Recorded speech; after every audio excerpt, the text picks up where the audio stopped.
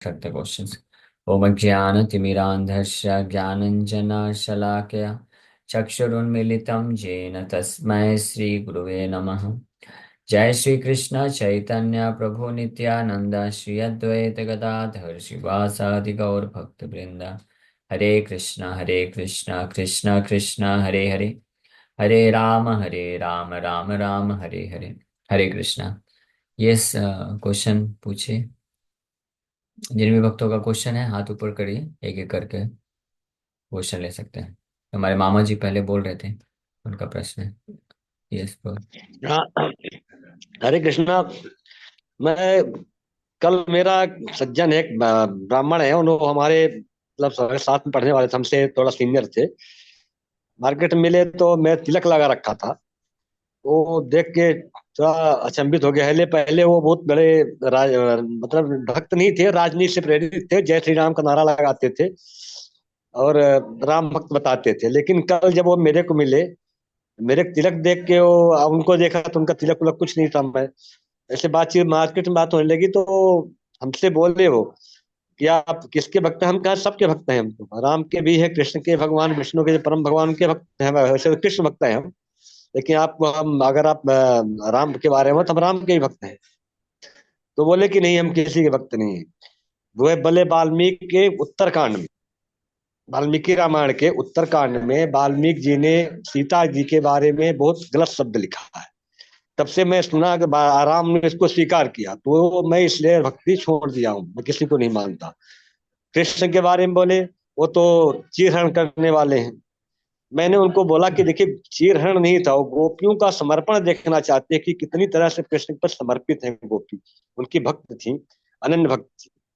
और इसके बारे में मैं नहीं जानता, मैंने वाल्मीकि रामायण नहीं पढ़ा, लेकिन मैं तुलसी रामायण पढ़ा तो ऐसा कवि शब्द कहीं भी नहीं है। तो क्या ये इसके बारे में जानना चाहता हूँ कि जो गोपियों का चीरहरण के बारे में बोल रहे थे, तो वो तो उसका तो मैंने जवाब ओके ओके, कितना हमको समझ गया। कितना हमको नॉलेज।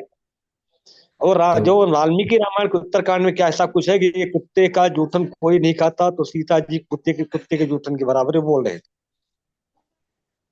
तो तो ये जो उन्होंने बताया जिसके कारण वो भक्ति छोड़ दिए, ये भक्ति एक्चुअली में भक्ति छोड़े नहीं है, भक्ति प्रारंभ भी नहीं किए। वो वो जय श्री भक्त राम का थे नारा नहीं, वो लगाने। भक्त नहीं थे, वो राजनीति से प्रेरित थे, लेकिन दिखाते थे, तिलक लगाते थे। सब कोई ब्राह्मण भी है भाई, कास्ट ब्राह्मण भी है, लेकिन भक्त नहीं थे, वो अभक्त थे। हाँ, तो भक्त नहीं होते, तो इसलिए केवल जो कोई कुछ समय के लिए जय श्री राम का नारा लगाता है राजनीतिक स्तर पे जाकर के, जरूरी नहीं उसको राम के प्रति, भगवान के प्रति श्रद्धा हो, है ना।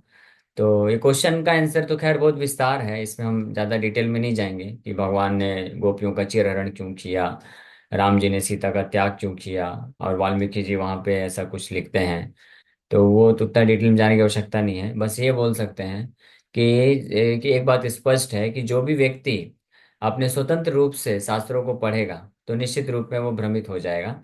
इसलिए ये जरूरी है कि किसी वैष्णव के मार्गदर्शन में रह करके शास्त्रों का अध्ययन करें, चाहे वो भगवत गीता हो, रामायण हो, भागवत हो, कुछ भी क्यों ना हो।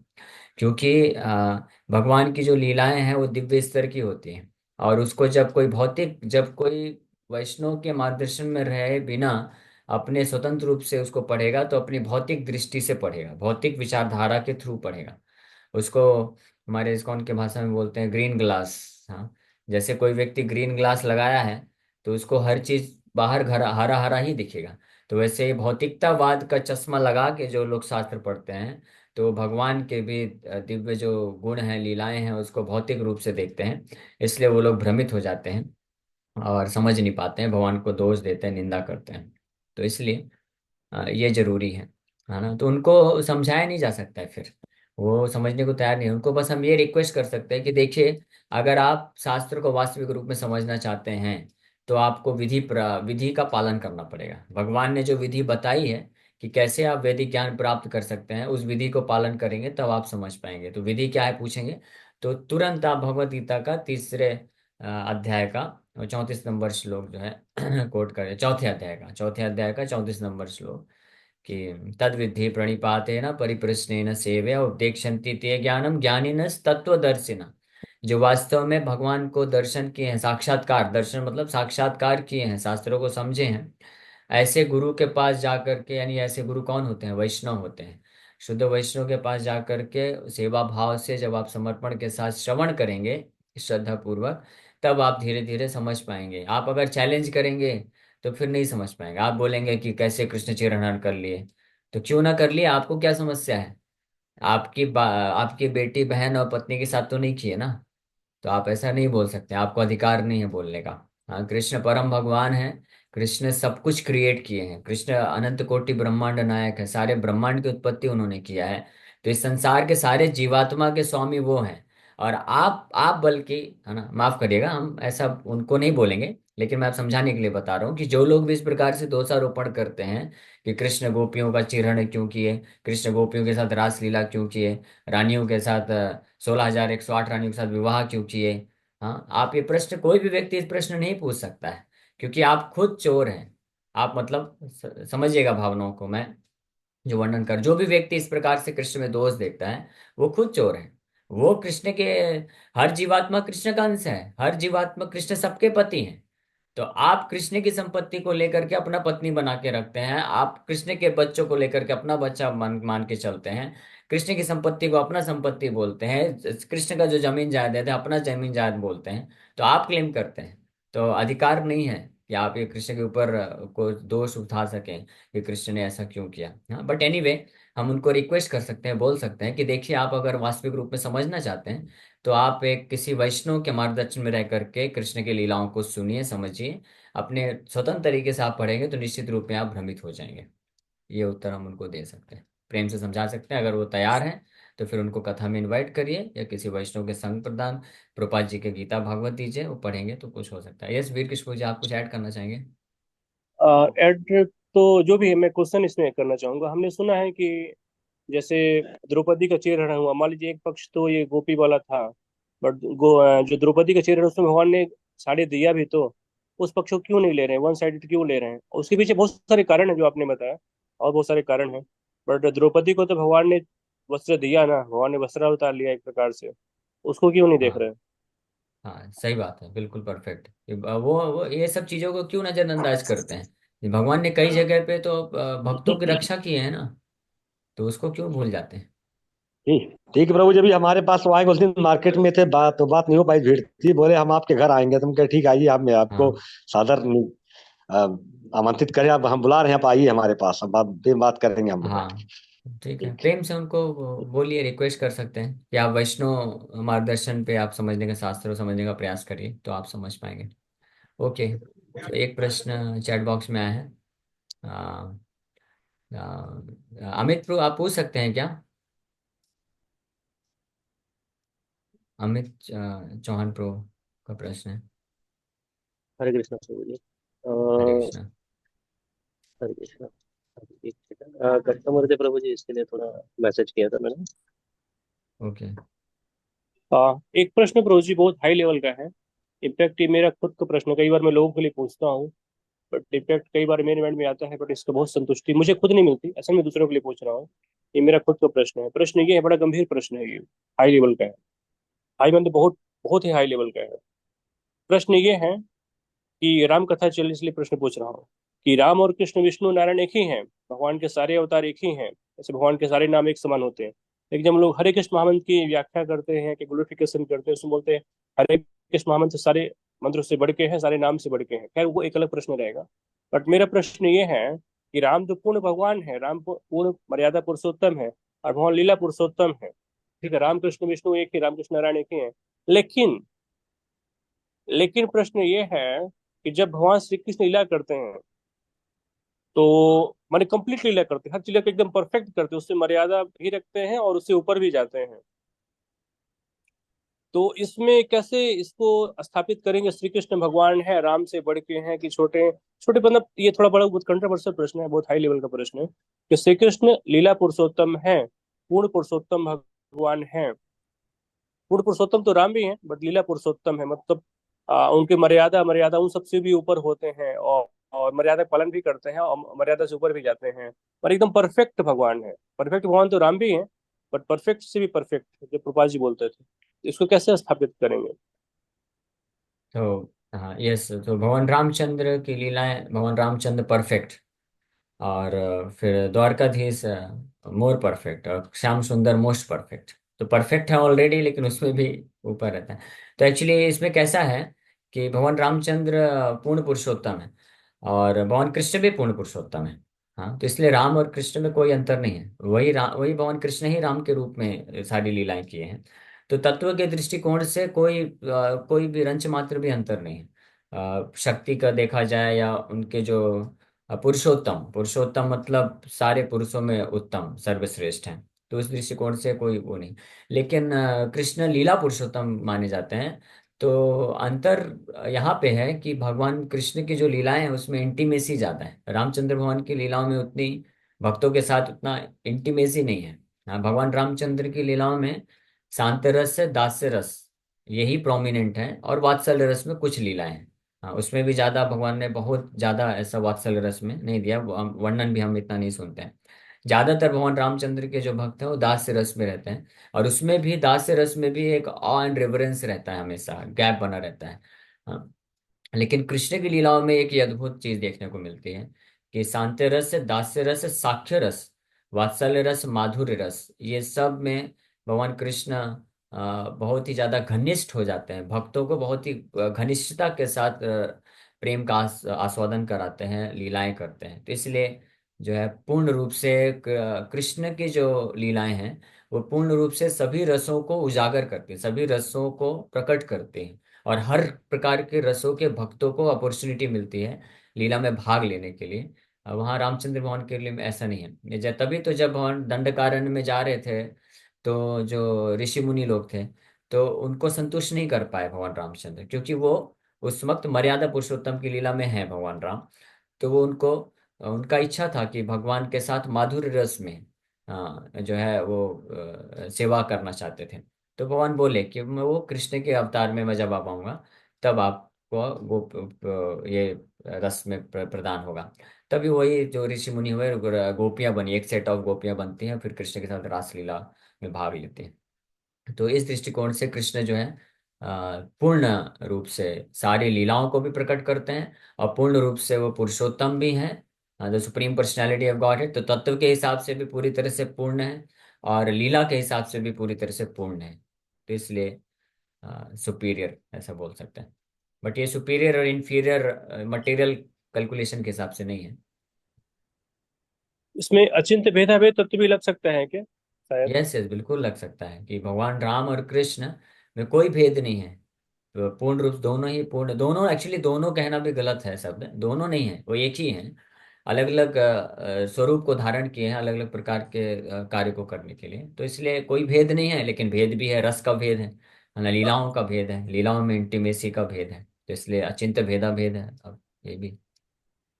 और इसी के अंदर का थोड़ा और हाई लेवल का प्रश्न पूछ रहा हूँ कि जैसे राम भगवान ने कभी अपनी मर्यादा का उल्लंघन नहीं किया, ऐसे ही जहां तक हमारी जानकारी है कि सुना है पढ़ा है कि राम जी के जितने भी आज तक आचार्य हुए, मतलब जो वैष्णव भक्त हुए, उन्होंने भी कभी अपनी मर्यादा को उल्लंघन नहीं किया है। मैंने शास्त्र की मर्यादा है, आचार्यों की मर्यादा है, जो भी परंपरा की मर्यादा है, उसका उल्लंघन उल्लंघन मैंने उससे क्रॉस नहीं किए हैं, यस। आवश्यकता पड़ने पे भी नहीं किए हैं। सही बात है। हाँ, यस, सही बात है, नहीं बट किए हैं जैसे लेकिन कृष्ण जो, भगवान है, जैसे भी यही लेकिन जो चीर हरण वाली मर्यादा आई तो भगवान ने उसको वो भी किया, लेकिन जो हमने एक बात कहा कि उन्हें द्रौपदी को वस्त्र भी दिया, तो भगवान को जब जैसे जहाँ जरूरत पड़ी तो भगवान ने उसका, है ना, उससे हाई भी ले गए। तो जैसे आपने कहा परफेक्ट, मोर परफेक्ट और मोस्ट, एक्चुअली इसे इंग्लिश में कहते हैं much more most, much more most degree होती है।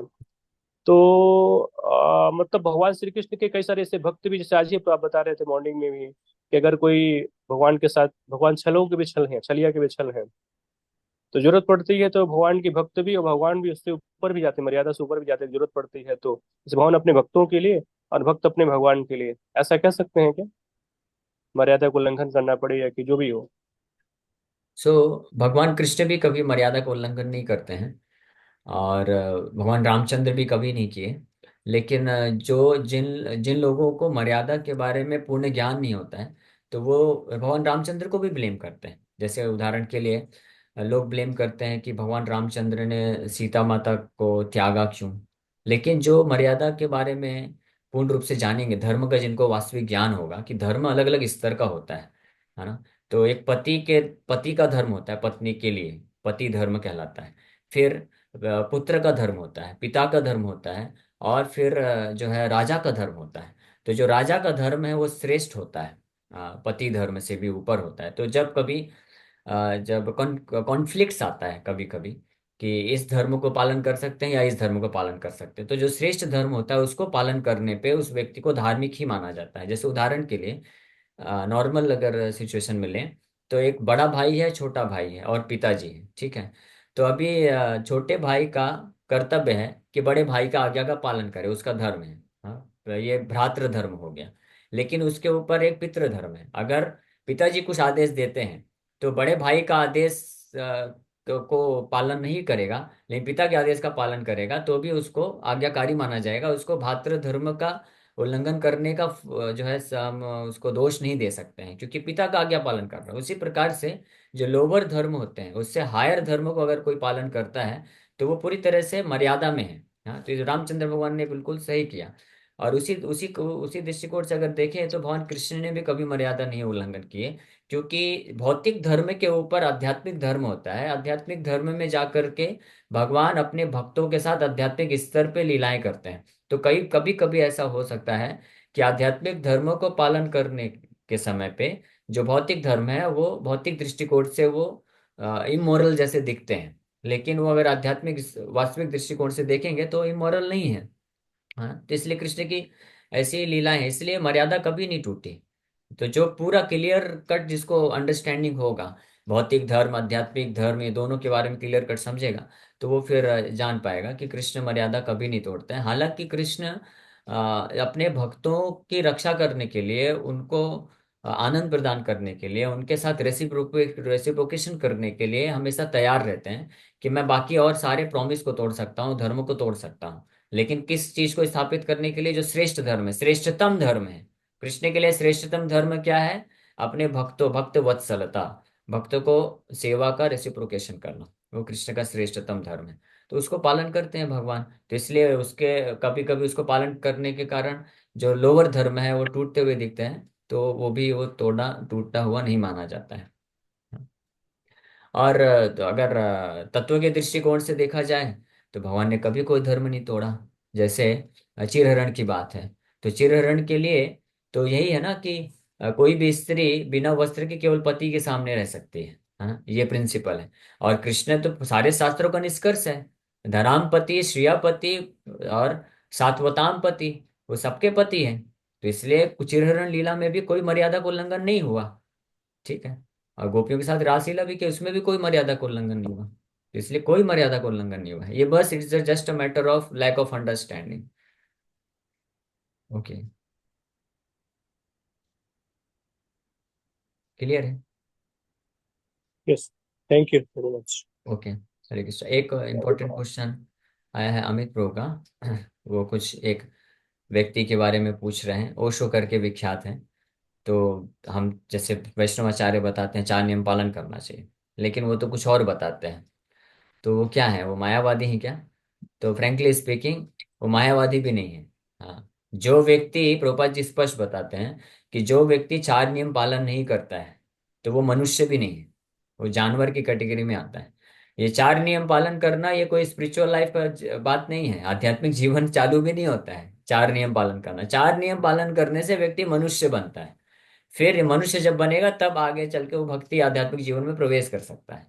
तो इसलिए 4 नियम पालन भी जो नहीं करता है और नहीं करवाता है लोगों से, तो फिर हम समझ सकते हैं वो कौन सी कैटेगरी में। He is less than human being, और पशु की कैटेगरी में। और कलयुग में ज्यादातर लोग पशु की कैटेगरी में ऑलरेडी हैं, और उनको ऐसा कोई सो कॉल्ड धार्मिक गुरु चाहिए जो उनको इनकरेज कर सके कि हाँ आप पशु तुल्य ही रहिए, 4 नियम मत तोड़िए, अवैध स्त्री पुरुष संबंध करिए, नशा करिए, नॉनवेज खाइए, ये सब करिए। और लोग करने के लिए प्रवृत्ति बनी हुई है, तो इसलिए वो लोग फेमस हो जाते हैं और उनका ऐसा चलता है, उनको आध्यात्मिक गुरु के रूप में देखते हैं। आध्यात्मिक गुरु क्या, भौतिक गुरु भी नहीं है। भौतिक गुरु बनने के लिए भी ये शिक्षा देना पड़ेगा कि भाई 4 नियम पालन करो। आध्यात्मिक गुरु तो तब बनेगा जब वो कृष्ण के बारे में बताएगा, कृष्ण की भक्ति कराएगा, तब आध्यात्मिक गुरु बनेगा। ठीक है, ओके। और टाइम हो गया अभी। अच्छा, हाँ टाइम भी हो गया। गुरुजी एक लाइन